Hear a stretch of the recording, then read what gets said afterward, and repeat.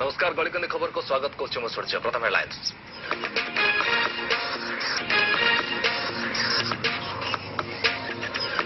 भाई हाथ में भौणी राखी घरे घरे पिठा पणार महक श्रीमंदिर में महाप्रभु को राखी बांधिले भौणी सुभद्रा सेपटे लक्ष्मीपुर में जवान को राखी बांधिले आदिवासी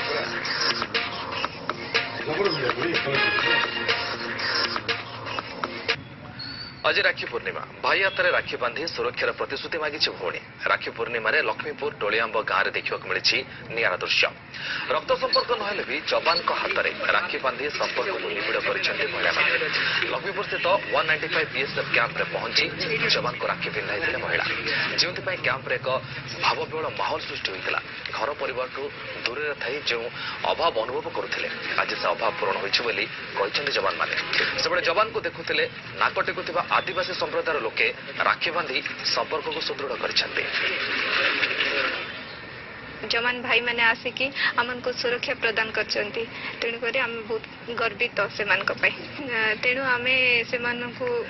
माने एते दूर दूरांतर आछंती आमे तांको घर परिवार कमी न हुए सेति पय आमे